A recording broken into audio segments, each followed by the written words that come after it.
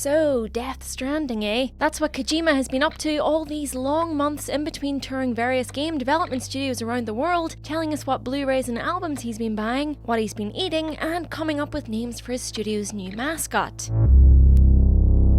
It's a new game starring Norman Reedus, the Walking Dead actor who had signed up to work with Kojima on the famously doomed Silent Hills. Death Stranding looks equally intriguing though. But what's it all about? Well, let's start with the basics. Kojima said in a series of tweets via his personal assistant that a mass stranding is a phenomenon where groups of whales and or dolphins are beached. There are live strandings, when the animals are washed up while still alive and there is still a chance to return them to their world, and there's death strandings, when they're already dead. The title suggests we're definitely dealing with the latter scenario, and so death is possibly a major theme of the game. If we run with that, and this is just speculation, it was from fish first moving from the sea to the land that gave Earth so many forms of life as we know it.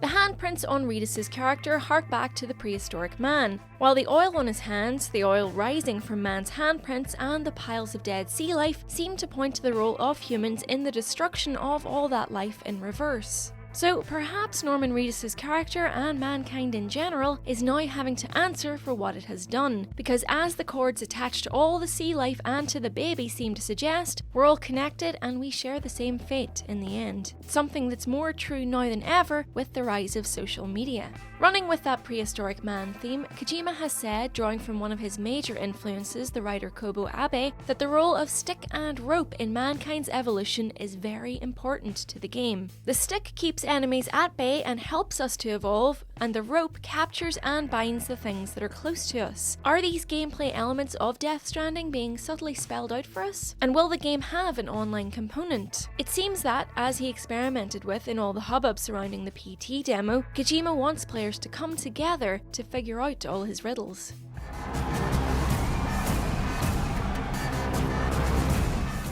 In our teaser, we featured both the connecting strands of handcuffs, umbilical cords, and also stranding of whales. Of course, there are also other hints in there, the dog tags being one of these. Our game is still far from being released, but the game has already begun. What are you able to spot?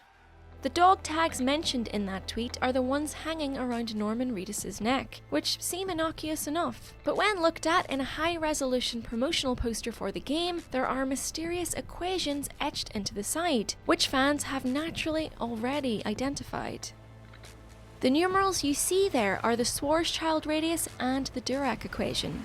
Both of these can be explained rather simply by saying they're all to do with timey-wimey quantum physics type stuff. Any object whose radius is smaller than its Schwarzschild radius is called a black hole. The surface at the Schwarzschild radius acts as an event horizon, i.e. the point of no return. Neither light nor particles can escape through this surface from the region inside, which is where the name black hole comes from. Now, the Dirac equation brings together the two cornerstones of modern physics: quantum mechanics, which describes the behavior of tiny objects, and Einstein's special theory of relativity, which describes the behavior of fast-moving objects. So, Dirac's equation describes how particles like electrons behave when they travel close to the speed of light. This little equation also predicted the existence of antimatter, the mirror image of all known particles.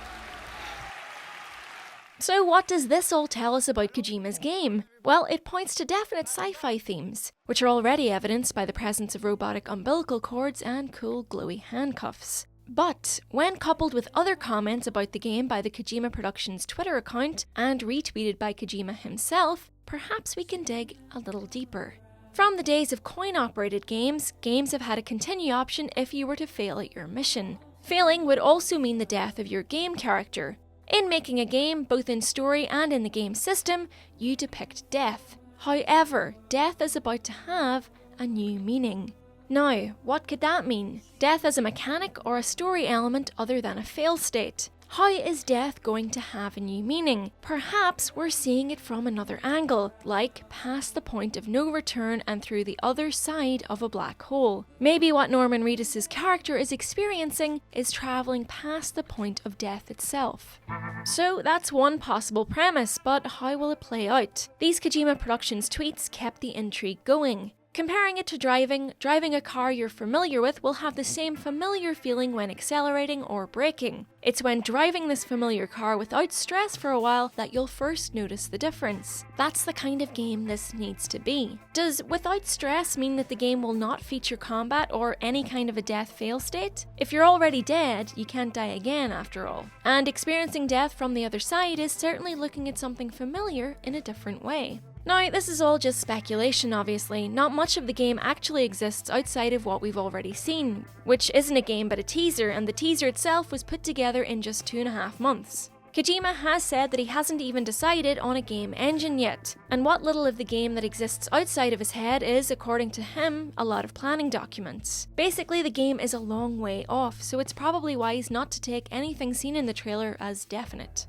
What we do know, as confirmed to Eurogamer in a recent interview with Kojima himself, is that the baby is not a clone of Norman's character, so its relevance, and the relevance of the weird floaty dudes, is still up for theorizing. Perhaps the baby is simply himself, and the task he is assigned past the point of death is to relive the life that led him to that point, standing naked and handcuffed in front of the floaty dudes as if awaiting judgment from on high.